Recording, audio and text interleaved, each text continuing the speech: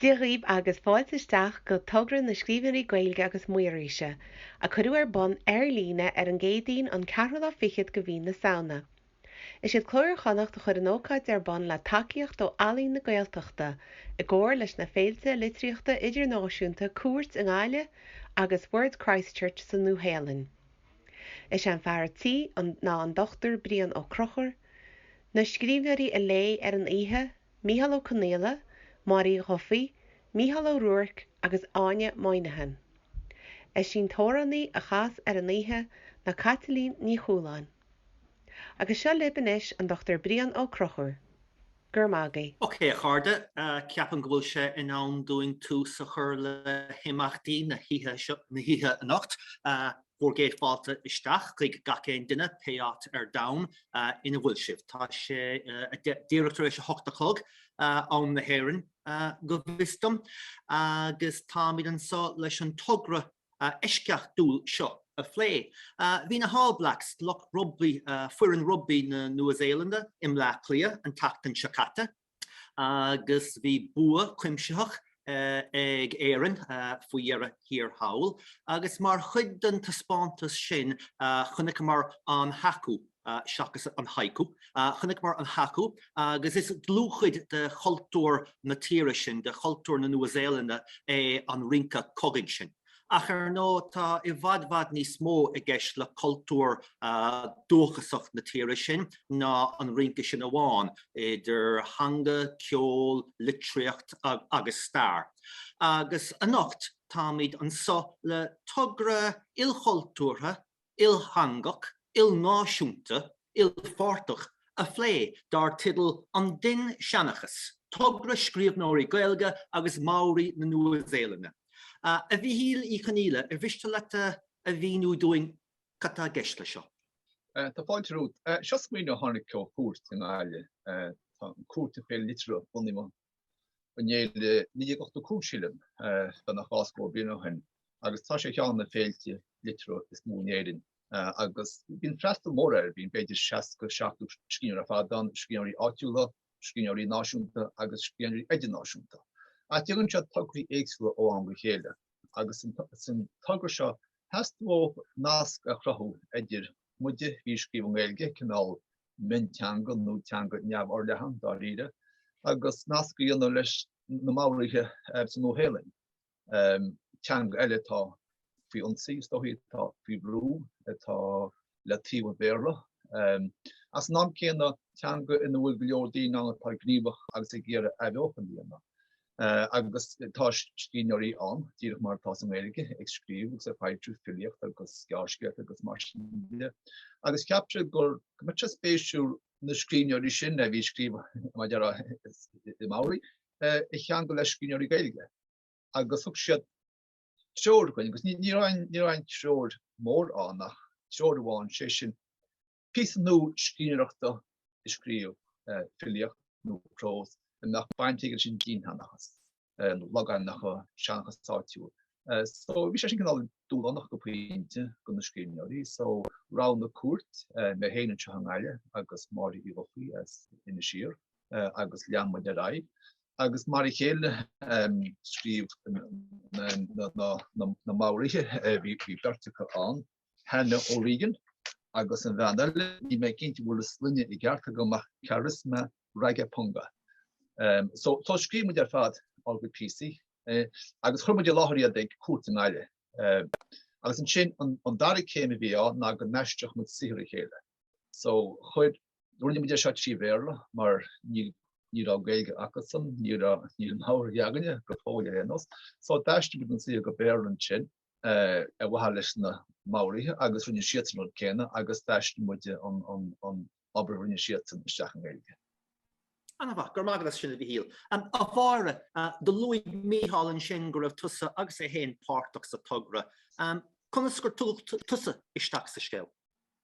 Well, níl saman á riire tháinig gluich ó bhícheál agus dtíir sé dhéimeach síime amán an chéadrúd a hiig me ná gurát bhí cinál sprioc gáta leis agus mar tá sé chalaghine tá pléile sin ab chraíoch go háirid se cearcolómainte pléile eisteach an agus rud I bhéidir bín sprioc an gcónaí ach gúil orta haft sos le rud a cinint crochaíoch agus gúil cinál teoran ama I gceist bhainte sin cinál gceitteasam ach stoig be naibe bhí amsan ar ían agúil me machónaí in áitetá chó stairúil sin agus gur an sin rá am as na céta leganim agus ní bháin sin ach stair a hain siúr go fada leis a glochís bhí túna chluiche fáte weisceocht méle gan áisiúil meach agus bhí tá na taibrichaí an a bhhainein le a bhí faní sin a ná chríostaíocht agus an sin tá na dúnta an agus bhí sé deachar rá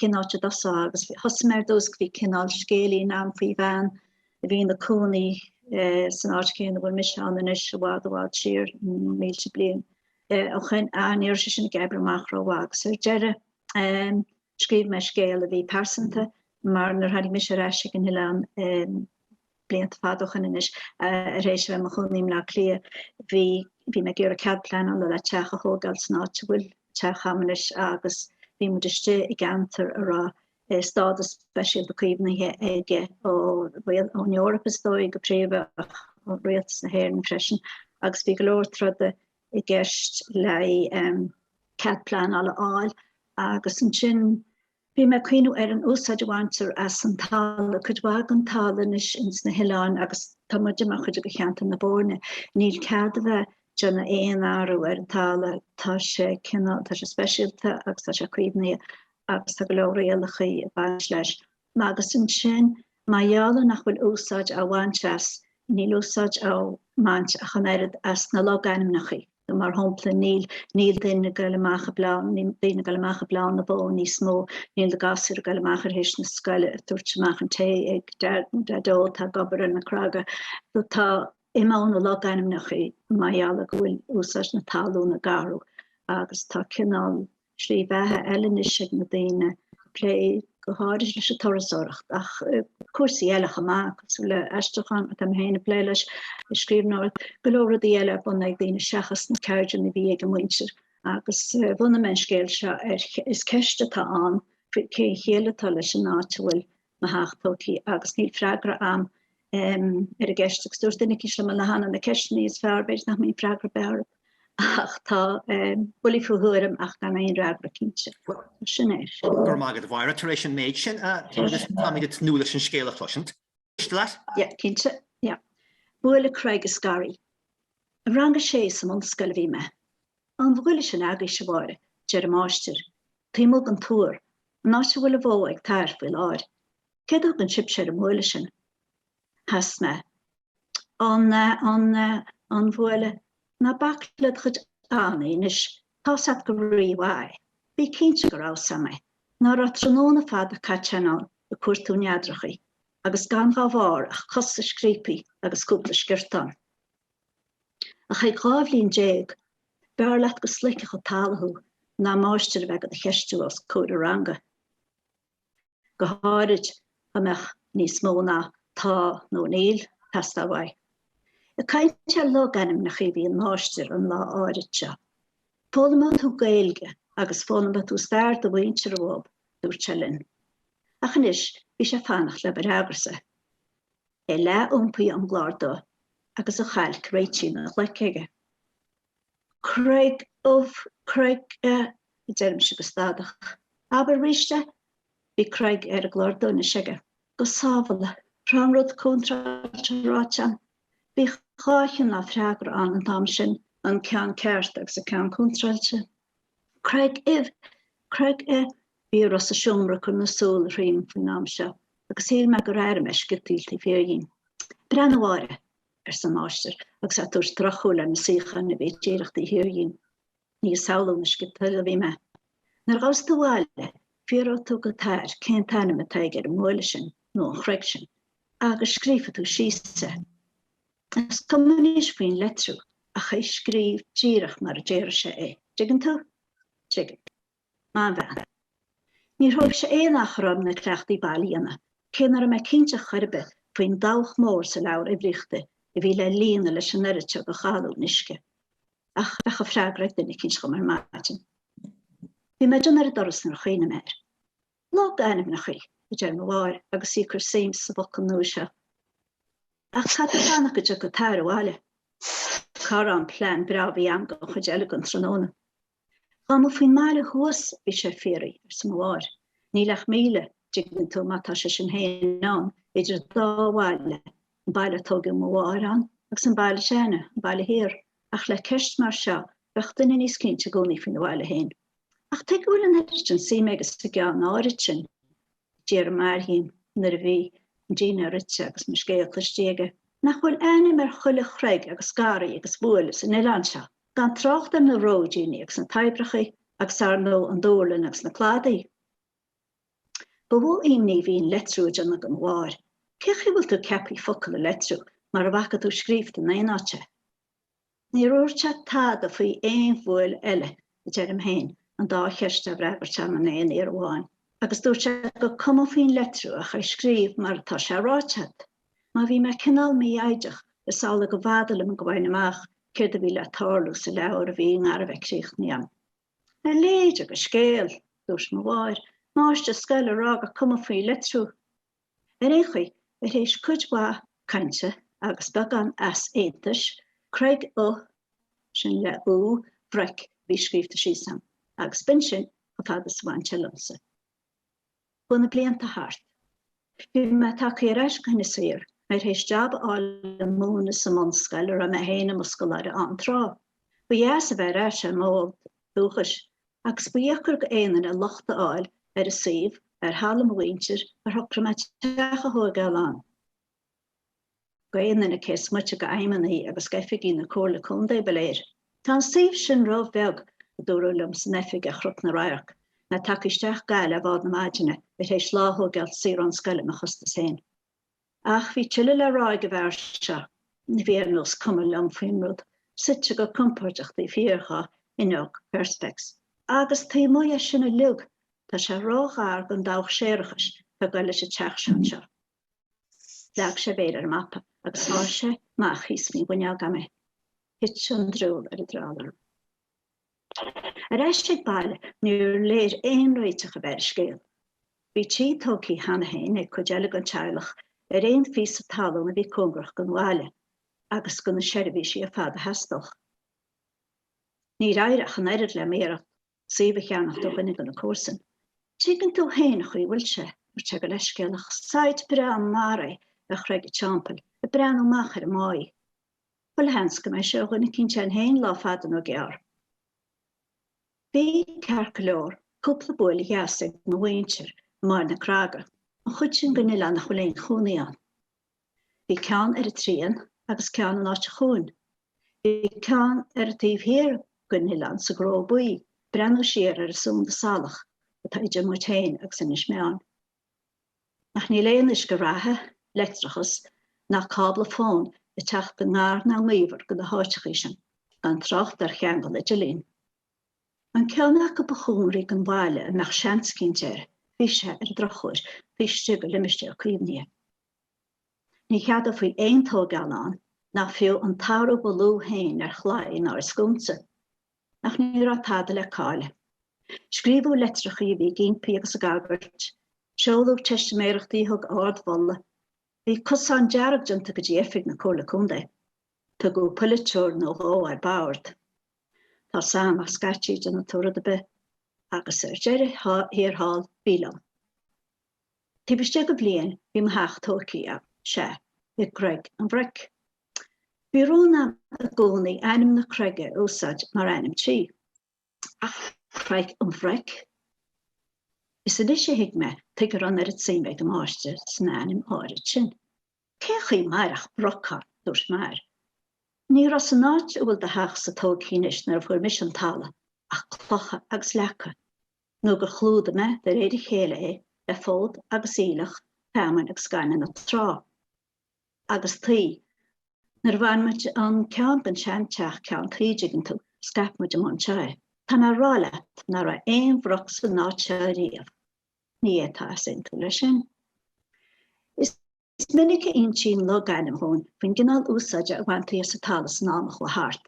Púrí na nón, bhuaile na mála, garí na nód. Agus ar nó tá brí eile leis a botal broch, salach.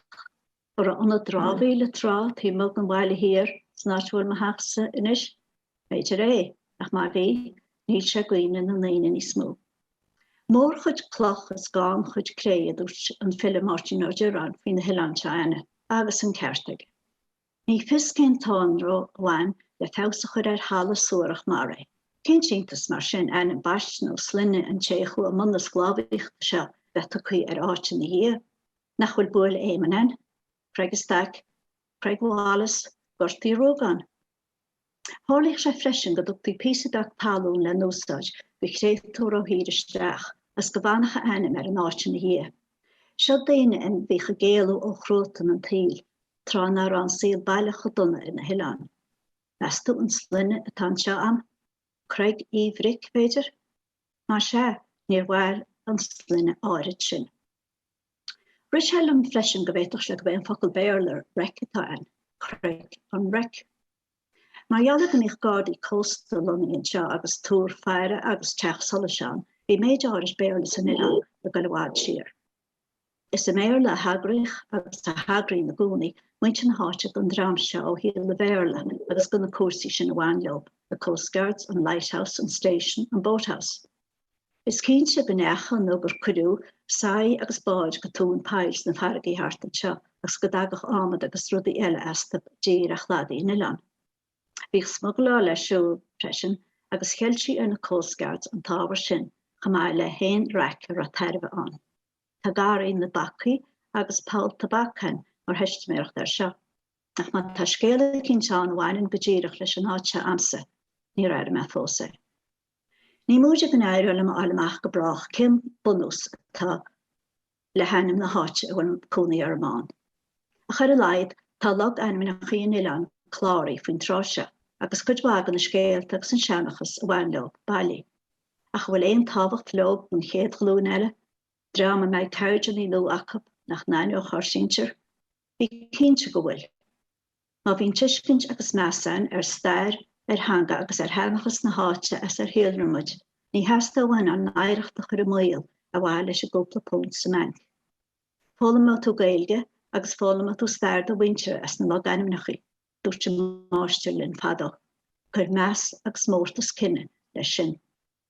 Sinné. For a míle bhí sin glóta. Céir a bheith máiste?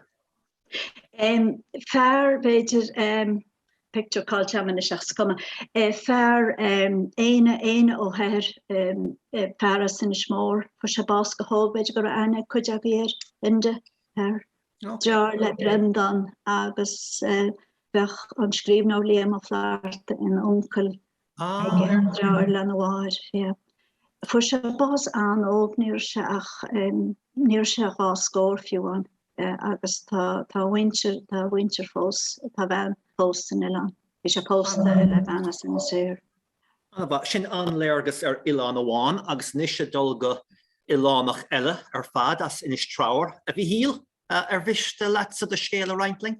Cínte, seo scéal faoi lúsna tu go teorinne seo scríomh ní me cínte cecha dúna faoi ná cén tábhar agus dúirlinn beidir míle go leat focail de scríomh nó mar sin.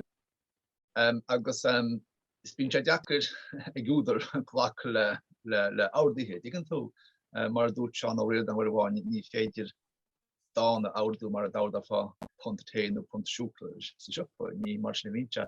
So has me se scríb ar énos agus has me scríbne me an stoppa agus scríb me cean nó cúgabilte focail ach níl me go láléifsne fad nach lé me agus. Ach sé cúr an scéilte ná tá an scanal tá táirú dúim le coppa bían nuas, well, tá sé táir le fadach an mother and baby home. No de fiú na clábharlaí seo agus nó blíoscanna seo go fáistí beag go timpeall 8 géad acu ar fad agus ar caite síos sa dá bhíon tálan sin agus go éon tuairis go gona sé daoine cínti cé a tain, fis ag daoine gur ghuiilta acu an agus mar sin de agus bhí ráta báis an áir na háiticha seo. Áite gurtí go minic mrá bhíoh sú le páistí nach mé pósta. Úan a beag bid a muintir héin, a chuir gosteachad úan teile beag bid an chléir nó ná nó an deanachtaí híró. Dígann tú mar breannaí bhfuil mar chin an náir gan sacuí. So thug me sin mar thuúla gan scéal. Ach sé an scéal a héin náí ná an seinear seo some hosi med tá nargon nutan tabra fréfi lahar kedaginnar leis sib seo an dogcear an níos na crava agus an dúra eile go lena muintir mas net a wohop no an walkar iad mar atá so ní dóid mu chesin breti pós agus chans nach bhfuil Gaeltan an Irish an intin fi ceir beheartí na ní me cinnti bhfuil ach sa scéil seo saolim go mid coppla bíana ra go dógtan na crava níos agus tuchtá blís duine go páiste beag dá jahar agus tá jahar chead scór blian blísnis tá sé sean tá híad caite tigann se nachhád I bhair sé héin agus tá ide níhá rud a bhí wai bheith sesin brásás de bhealchaháin beidir goháín sinnéad I niscúil an blís fáci tí DNA agus mar sin de agus tuí dó táir déile leis an gás mar deara agus díúir. Agus sa scéil sin siad a hálín na rína téan se mai cinál siúlóid mar deara mu cinál rambir mar deara fud a bhaile agus an blís aige agus go na cinnte bailach cén náte I bháca sé nó ce dhéana sé leis dígan tú. So tá sé ina hí an maidin ag siú síos I deonna parige agus léhé me beidir cheir leannach nó mar sin scéil. Díoch sé ser, díoch sé siar. Díoch sé ser I ríist is amach ag chrán na geán is é na staicin sin mar go bhú bainte es. Bun sin a bail na pleagne don na céta líochs na seanscéalta líochas a chluiseach sé I tealach. Ní ra á nach scéal ach. Go thabain tháinig collar leis an náid heir. Ba nachré, heir a bhí an nachré siú. Enim nach rá le fáil ar éon wapar. Dúcha na bhéidir a teorin a rianú ceart na bharcáil. Dá ghonach Conamara, bhí teorinach I cínteán. Fiú mai bhí daine dámrú ser siar is a machbó a héin. Bhí cinnteach éigin fin na limisteir, fin líonse. Heir es muoine sé is seanachas siarí a cheannahir ag grotíí na intin. Spailpí níos náire. Colla is séideanna is droch ide. Droch fáí is díbheas. Áit na lefíne, tíl eile, teanga eile, jam eile. Ser is muoine sé. Heir a bhí béal an na slúa. Is tuam. Nú tuam dá bhólinn mar thugach na sean undúí ger. Ghuailí géige go fóra. Ghuailí flecha feanta. Dás sé an blís go na bhuis. Máraoise tugu go neir an méidín se féin I neir as an bhuaide. I neir as an báil salachar báte sin heir. An dáhach fuór flach daracha sin. An tuisce faoi hala. Chus sé strainceir héin agus diompa siar. Le lá fós na fóca, ag mathú grían na maidine ar ghrín ar chúl le chéin. Nach meach an náte an nádra dit a dúirte leis an blís gus ag stoppa ag logán na leanamh. Bhain cimín a bhí éidir an baile hir agus an baile heir. Déach faoi gus muinteach ar an blásó. An na clocha gobacha a bhí dá nádú héin I níos chuige mar I bheidir sé fás as an talla.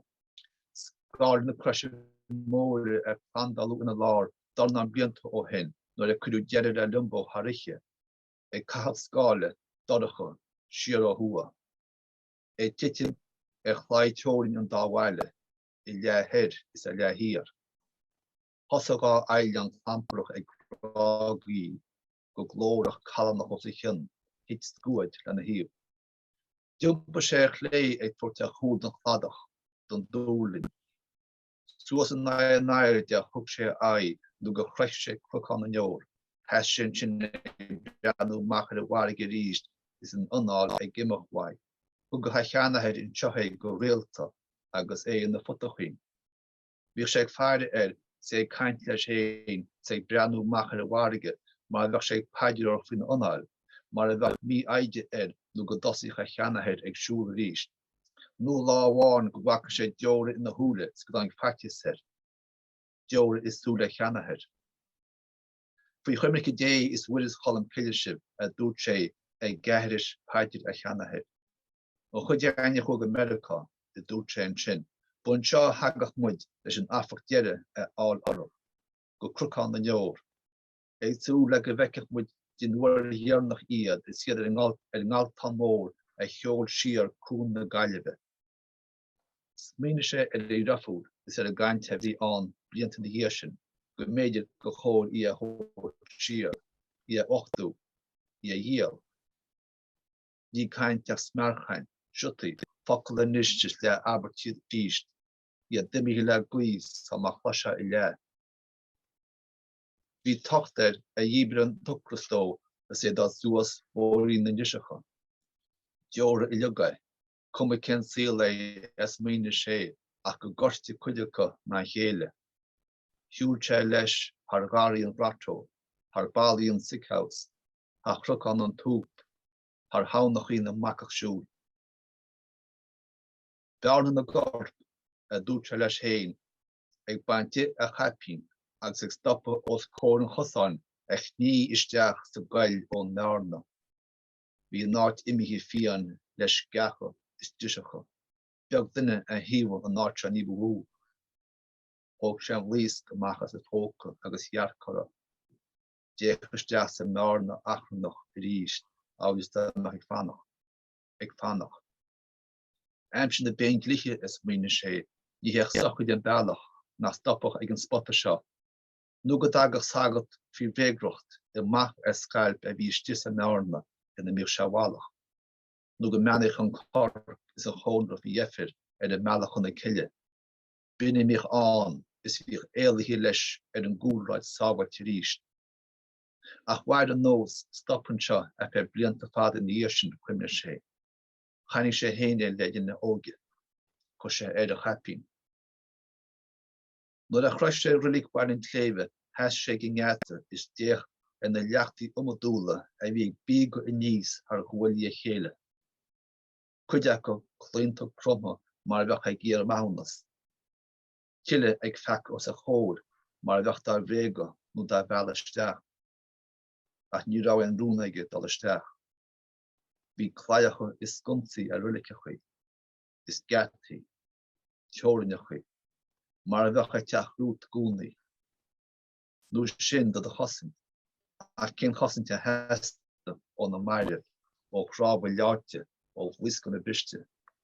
Cén chosainte heasta níos ó bhuisc beag boise seo, cárá cosint mar a heasta, chur an smaoine múisce.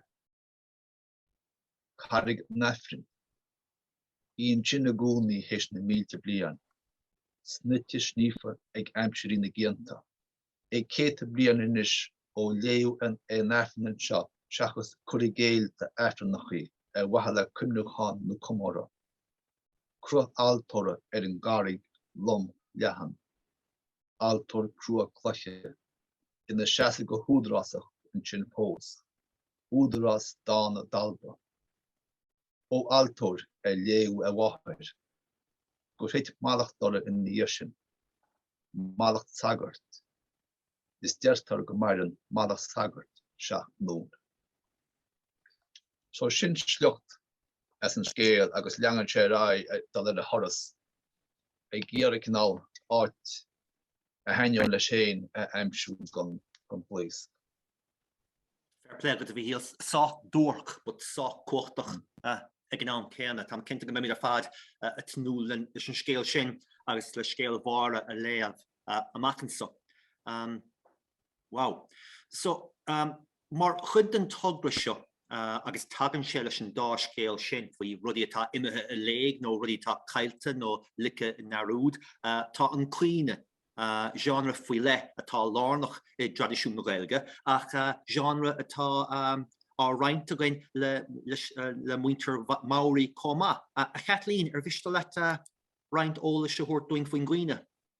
Cínta bhríon camerará ar géadrúd ní saoilí bimis ar chuoine ach bháin go darling sé agus go riime ar an neir chuir míhall ceistem breanú ar a gcuine seo agus bhí an síimeán margheall go bhfuil me pléile togra eile freisin a bhhainins le cuine ach tá cineál ar bhealach chu sé sin na cuineú orm héine mar an cuine bhí gceist leis rud seo tá me cheappa gur cuine órán cuinte bhealach atá gceist.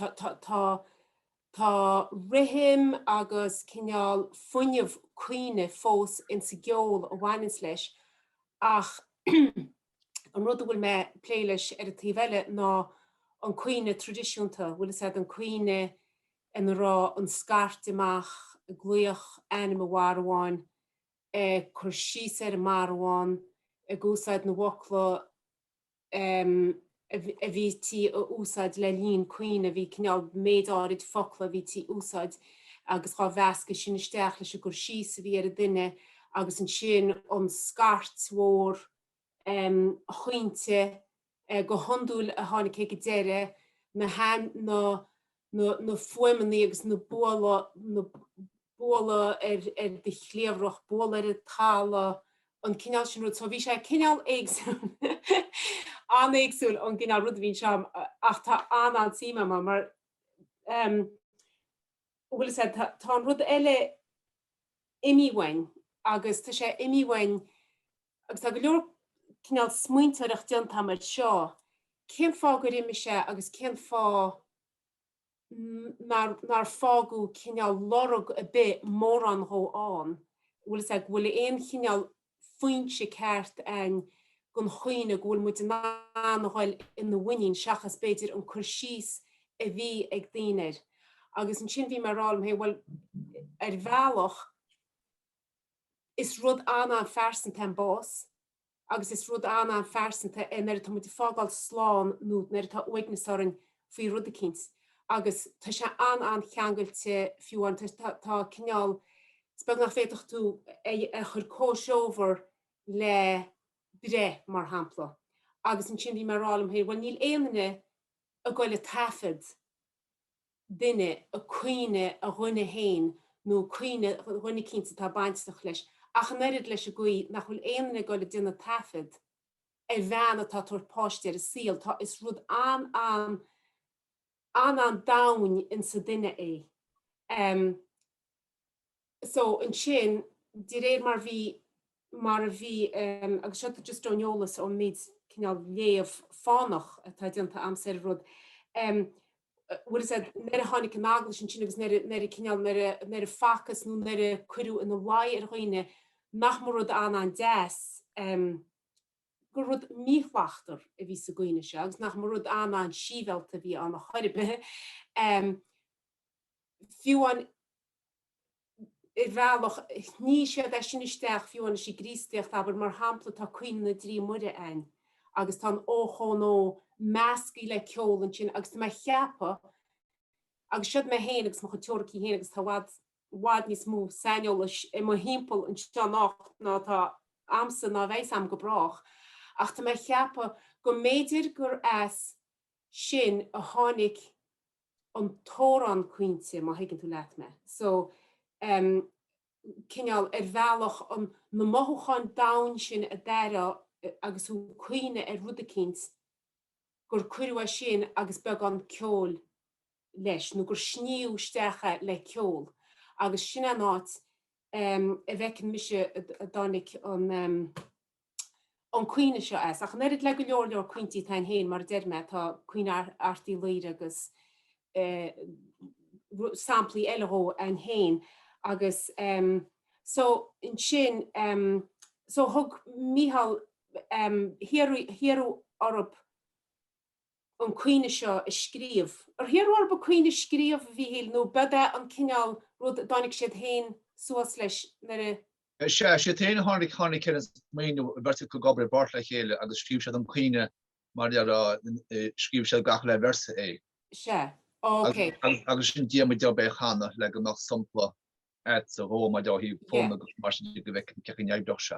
Ach cé gur cuioine gur cuioine órán má higann tú leat me. Tá airín sin na mothúchan in sa rud a bhíach a bhí sé de cinál a críochnú láidir an cinál síos seo a bhíoch ag bean chuint de cinál an níor sam dugann si faoi deara sa gceann, níor sam fiúin amach sé banán an ceann Māori a chaasa an nachtach nerid ach cinál bhíon Chluistear scrád chráte cinál rud mar sin a bhí sé dhéanana leis sa gcuir chuige bhí Jacob agus so fecim se go bin an áte bhfuil ceangal leis sean rud an sin sean rud sin atá oning agus is dói tá me cheappa gohfuil muid á chealt bhealach a cinint ar an héan go rud a cinint mór cáilte ein in san gui a gcuinean muid sa lá an jofan. Was go gahamid a bheith sível a faoin gcuine ach a riide go rud a bhád ní stefne ná sinna agus go méidir nach meach lear de sice terapóí testa. Chá rud go rá muid ná an scrádíil se agus an rud seo a chuir amach an ar grí. An racht móchan mar a déirech an medagánach. Se an racht agus is cínte is racht agus rachtíí agus scartíí agus allagón atá an. Ach so réanús so chuan písa as nó hélan gomór a bhaimmarm agus bhrálam a bheith ná láirt níos defhní lóbsan chomá go bhecin rá bhfuil go ben scéal céanna tá acab san hall go rá an cuioine seo go rá crot eileir níos fáidir siar agus go sé bhád níos mílhachtere má tá muid gur sinachlichair. Ach so tá me cinál gimachtain is an ábhar ach tá muid go le ban fi láthir tá muid chur drama le chéile bheits le feicáil iste in Nuns Island in Gáile ar an chéadhhéile 8ú lá go bhí na nála nuair cinnte fe coppla ach a réanús tá gobar is man seo ar álíntóir í álíntóir le glúiseocht le glór le ceol tá an scileice ach is ábhar an cuioinear chuir sí síman agus tá rionstaidir diontacha a dtíobh tíre eile agus dúirtí go bhfuil an nerid cosúlachtaí le feiceáil in san rud sin margheallir go deagan se ón na mothúchan ráine seo má higann tú lena. So sin fá gur bhrálam córa bheith am leis an mirt bhainse. gur fedaling é sin a grúp amachchan seo a bhíhil? Cínte, yeah. Agus freisin fiú an éolalas a bheith acha a díobh an chuoine sin an chuoine tradiisiúnta. So réanús nar a thug míhall tá mé imí ar seachrán ceart ach so thug míhall an písacham agus seo a bhí mé dhéanana leis ná chun me sos ar a fón agus hí mar chasa sa gár agus níor me tuiscint focail a behó a go bháin gur me gceannachtáil cineál hééis písa an cineál fuimnú Maoraoise a bhí na heimreachaí a bhí tucaíach bar chruice léifte agus na háitichaí eile sa rud. Agus deibir me go crua ar sinna áil ceart bhfuil chu ceart agus bhí me nána áil ó híomh má hanga chu hímpel ar na fuimnaí. Agus an sin so sin bhfuil me faoi agus sin méid rinne me agus ní sam bhfuil slachta bisród atá dionanta ach tá sé dionanta réanú spíoch nó na bíoch. Anna bhfuil kam cinnte go bhfuil agus más fánach an léamh atá déanta go is dain an machnamh atá déanta go ar an gceis seo. So a bhridgeid beidir go gurí tú ar fáil dúin é? O tíhaí stóris a chas an tóir Nachten tú héanaan is seos cóir mo húl. Mar an nacht a trág an na milliún tathú mar éiste súl. Tú mar huantrí suain go órán mo chrí. Sa scáird dómh deatí trá bhí léas solis is tinte mo hinteáin fadaí. Cloistear scrád chráite spéla waharua. Na brell fácaí na seasa, Cael bar mór flúirseach an over in is leacht marfach brúchtach is scarde in níos, gan mháile festa ach sminagur golóireach is silt as lot tí na talún a répa.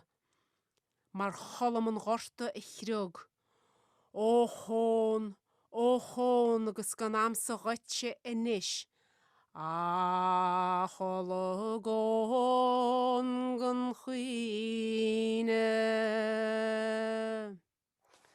A hana dílis.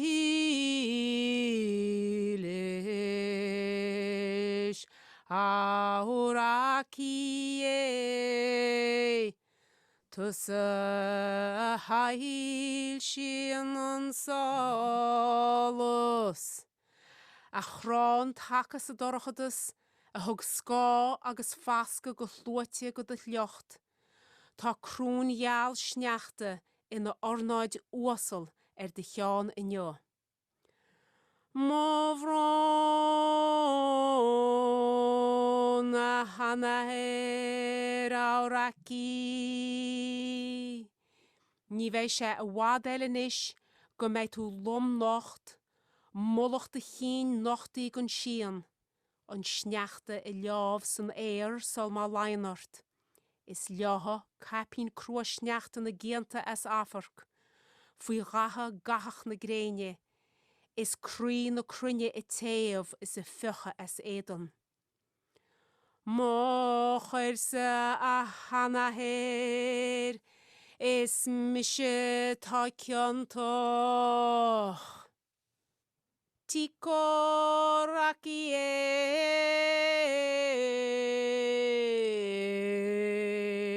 Morelig is mulja boichre. Dorsrohan I dior mar fluid lachid himpol. Is pianta de hollen kreul moili, ag na dior a hill, lekne na mílte glún. De ekal, mósglítir flúirse cuimrí a churins haar muil mo lahis ma harmon bín.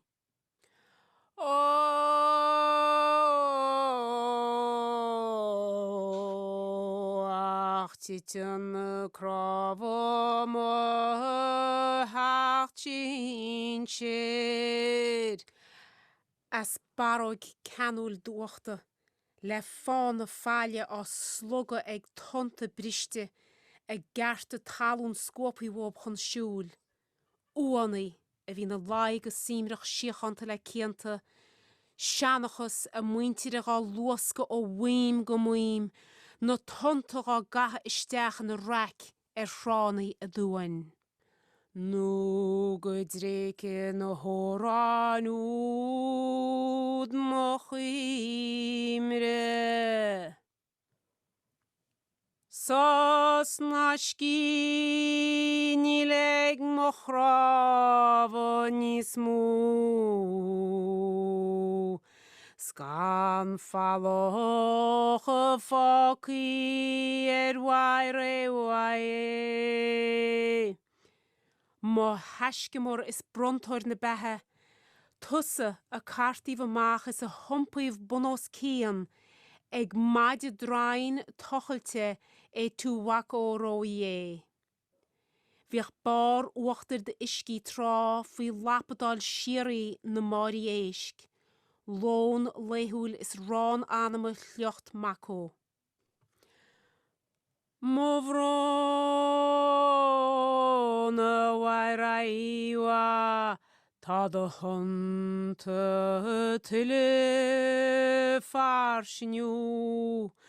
Tá cailte is forisiochaí de himpolochta leacaí go tala, de nasc le farige tacorwa scoite, is tú le fada I de hasa lom nochtan sin, de grinneal a tanachan, le dríadar is salachar brocha atá seask.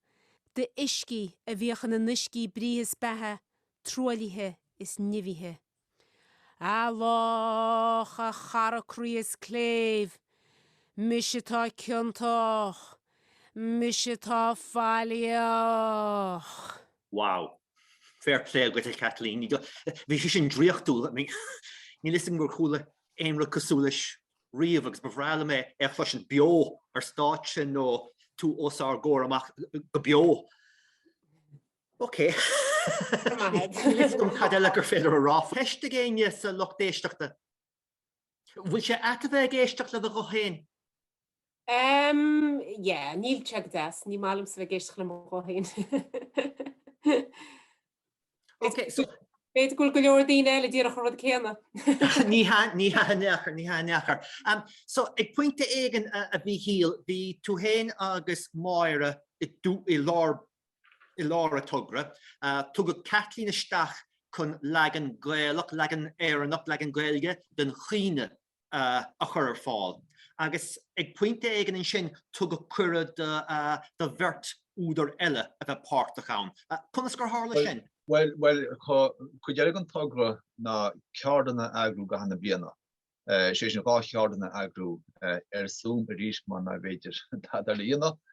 So we can indeed a villiecht, agus can indeed a bros, agus hubu could the Scríbhneoirí elle Otterbe upon the tire, no tibugan tir go wallohob, festal, you know, a lady a particon. Agus Irish take show the hubadov na the garske no piece of process no down. In the Kangalagil Logan no Archanach.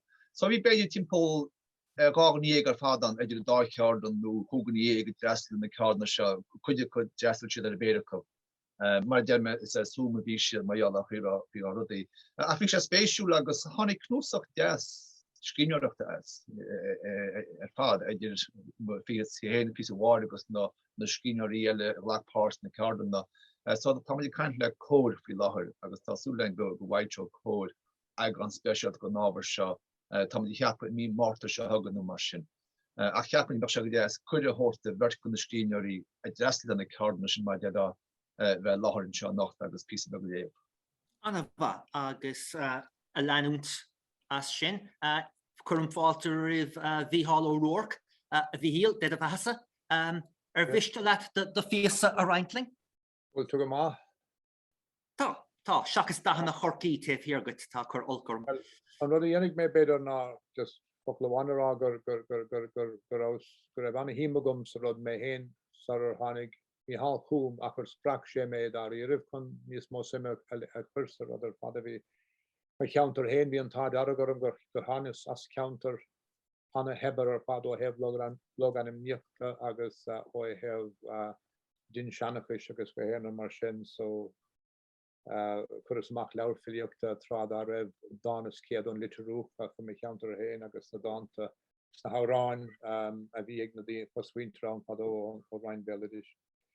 Os chur Romanson dílan beag dáanta chur a dul a chéile a bhfuil an Dinnseanchas agus an Beladish agus an Tíreolaíocht agus an Behéan eile lu an im níocht taobh.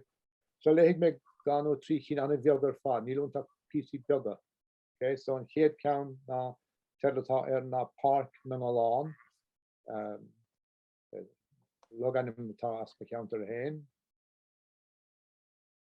A fort na Ealaín nach tútá taobhseach as de bhirt chloch cheasta a chuireann Sherivísh Weight Watchers Club fáil den glas reinach a héan atartha fiachant an bhfuil a bollag lán agus a bhíon an ann dul gan cimmel díomh nó ná bíon a ghóthain itéiche. Ceann eile an teirlatá ar ná ceathrar mára as list na cailmhaí.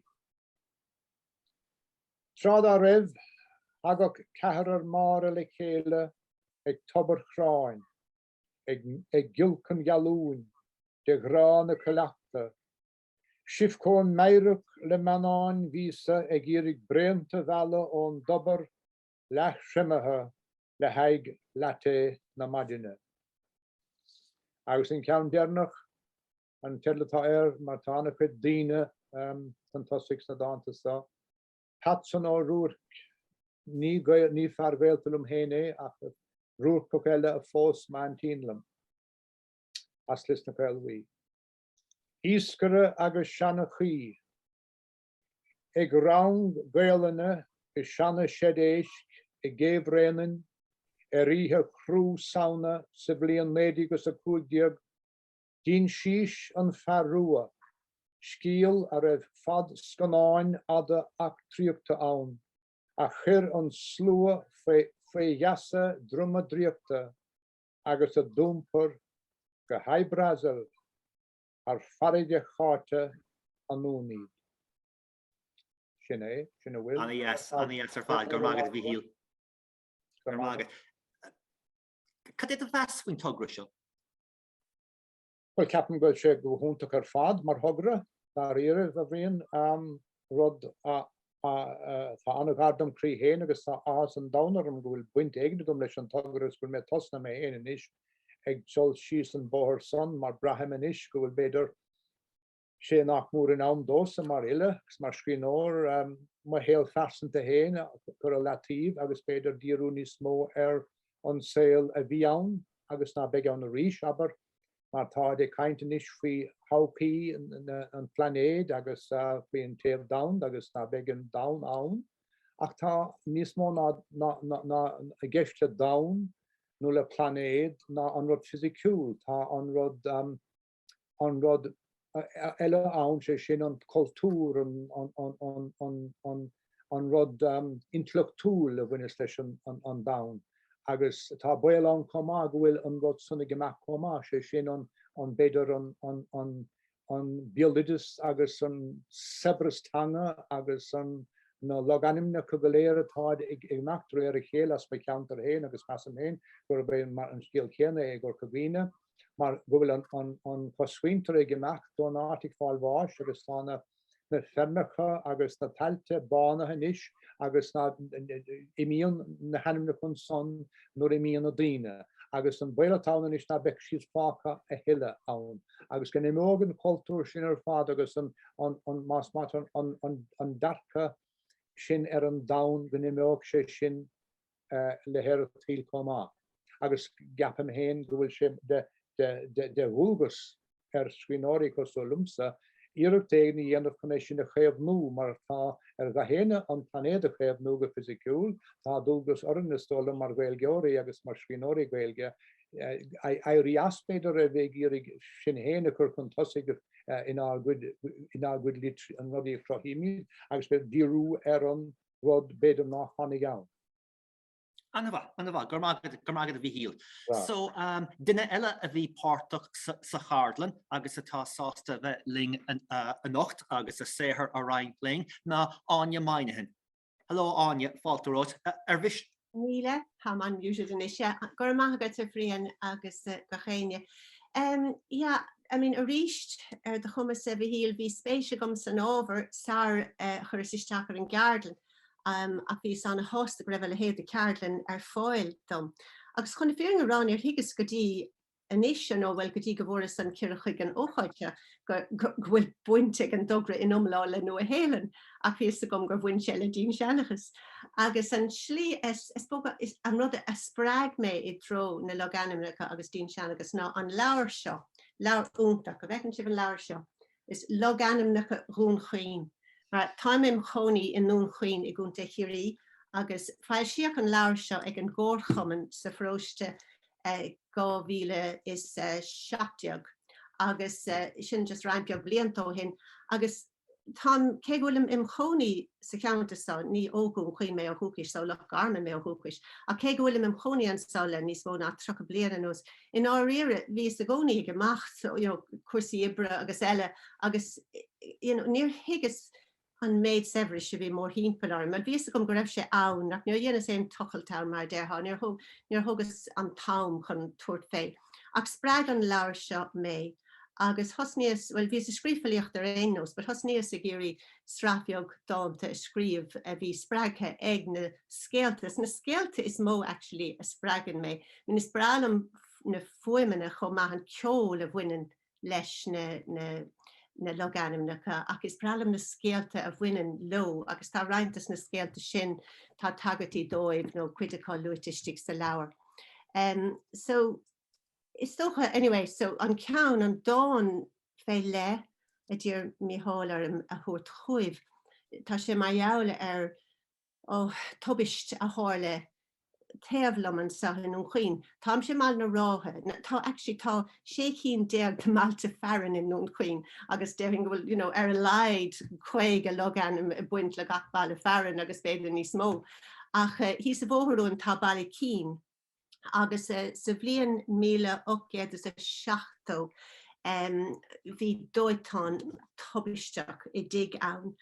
Rud a hála nuair a bhí roiint de fearna háite bhíidir mar a bharige agus a tacht ó bheith bailú iascáin I megin is bhéidir agus connachad sithach ag snábar a bharige agus ceapad go beidir gur fian nó Roman ó degan a bheith chaun agus bhí sketamíní orthú ach a rís bhí na Gardaí Costa timppel agus mar bhí a scéal a bhóire bhí sé den nósacha in rec nó in rud a tháinig isteach mar sin a chorh lach chun bhaag na Gardaí Costa so sin a hála chuidir bhelacha bun na feile agus saníthe sa dorachas thugadidir slí fada timppel tríd bélá agus bór na haun agus ban na ráthe go dtí bailícín go dtí an tig seo in raibh an clownsag marachtant. Agus bhí trúr chalín óg sa tig sin, bhí sé chó tregóideach, bhíidir imethe colle mar bhíidir tréisiúla bheile ón dagan an lás agus bhíidir tugathe an té a bóige bhí si 10 mlína díis agus bhí chalín an té behinna bhí si 7 déag díis agus bhí na tiismathiríán. But nar bhalig cuid bhd a bhainte na háite, I think bhí trúr duna déag istigh sa tig puinte áirint chun fichantar stifúntaach sa bhí tagad agus chun aghuiid a gháilt de, mar bhí fearrtí chun reine. Bhí daoine beo bochttar nó ní raibh sé bhd ní go corte agus in rud mar sin a tháinig isteach bhí chuach an áilte ribbe. Ach an rud a bhí istigh sa sin ná íle.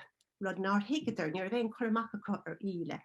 Agus reine a ré ach bhí tríadidir fág a híigh buna ruda agus ní ráidir cinnte cad a bhí ann agus bhí fearr ná raibh sa tig gur chuoineadidir gur cheart a chuid a thuirtó.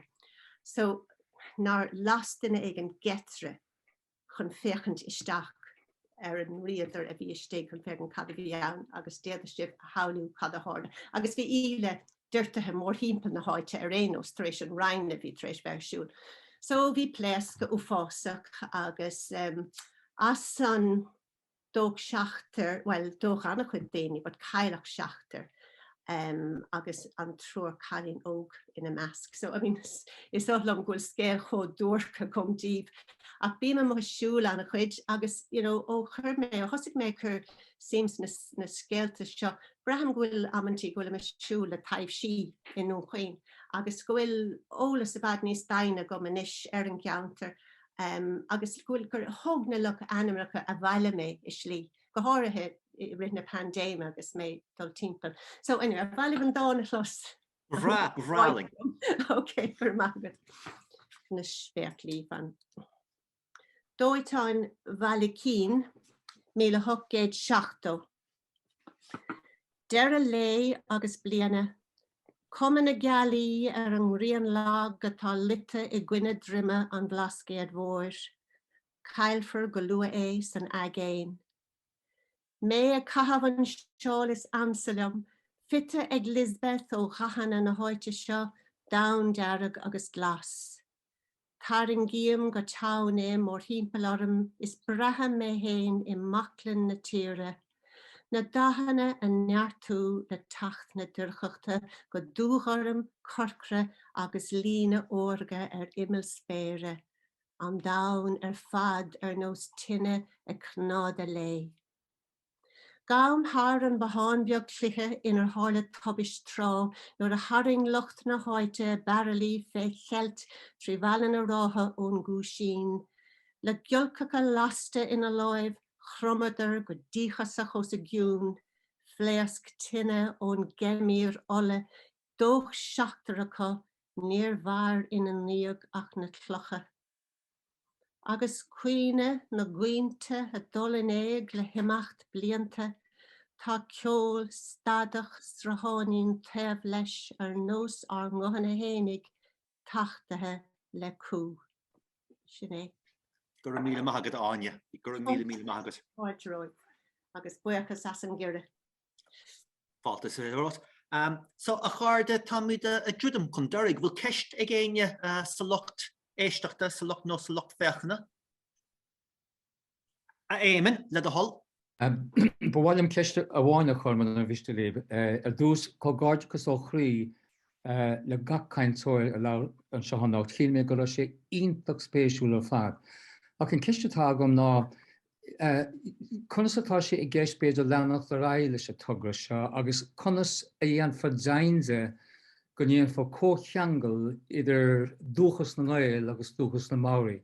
An fágúil mé chun na ceiste sin dá an scéal ná go bhfuil tá mé trílan nó héalan gach nolig gealaist le fé bliana mar sin. Agus an chéad nolig bhí mé an, bhí sé chumé ag Midnight Mass agus bhí cór Māori an. Agus le gascéal a dhéana de chun mé anispéis ina goltúr na dúchas agus mar sin. Ach ag éiste glibhanacht. Híl mé go bhfuil go ma bhrá an rudé.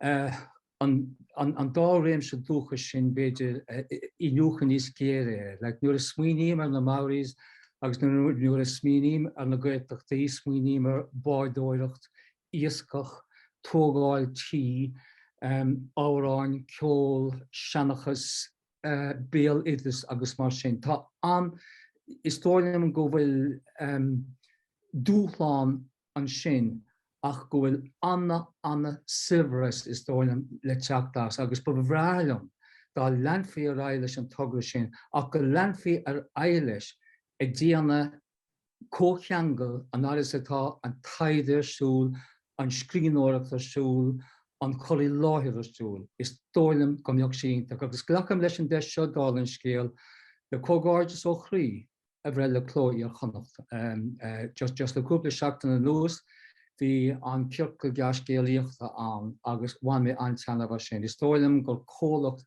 eiscochtúil ar fad ag Cló Iar-Chonnacht.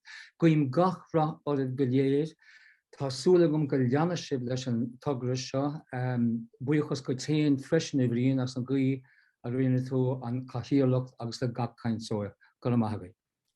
Ar son gach éine gur mágad héine éimeann. Ceist nó éon rud le rá ag éine eile? Well, díadach le gur maithad as an chaintne éimeann. Seo haon céad bliain an tugra seo agus tá buíocha áil na Gaeltachta rinne oríochtair. Mar bhí chosin searínt airigh choilhót chuig glúiseach go mar sin tía. A tásúla go leangar sé raibh ó bhíon go bíon. Dígann tú mar deim me siad is so Cúirt an Gaeilge tháinig an smaoinú agus nasc siad linne agus mar sin tía. Agus tásúla an déir teagann beidir dal go dtí Gaeltacht eile. Agus beidir dal thart agus scríbhneoirí ránú ó Gaeltachtaí éagsúlas na copa bíon amachrún agus iad díú ar an ábhar seo mar deara agus sin scríbhneoirí ránú ó na Māorí chomá agus an exchange seo a bheith an nónachas an áil agus an siar san níor agus chuní mú óna sé chéile agus ar choultúra chéile má tá cosúil rudháanta fáiltein tá tú was cosúlacht theatrin. Mar bhí mar rá hána mar hasan mu seo ní cheapna go meach bainte ag go gcuinteoireacht leis an tugra ach pána sé sin isteach go nádúla mar a chum an deamháil cuioine. Dígann tú so tá go leoleo cosúlachtaí an agus tásúla go leangar éis an tugra seo agus go mé sé méadú a bhíon go bliant. Anya bhfuil tá tú takeú lei sin? Oh, well, bhrealam, cinnte, is dóilm gur fiú go mór dal ar aig leis. Tá anna hásta go bhfuil manachtan sa nocht géisteling ó nua hélan agus í ag fálam Gaeilge agus roinnt á cóirte dre dearbh ag fálam Gaeilge. So is dóilm go bhfuil se anaas an nasc seo bheith adring agus chur sim riomh sna scéalta chumáthaig na Māori mar furas bruntanas ó grifór céile ag de leabhar beag íhan leis na scéalta ag na Māori na fin scéalta acu agus tá siad annachasúla ná scéalta hénig. So is dóilm gohfuil sebras úntach ann agus deisina úntach le haid malar tú scéalta agus muinti agus dáanta agus eile agus cuinte darnó bhí cuioine just cho úntach ar fad bhí sé thbáir cógáirdas Kathleen.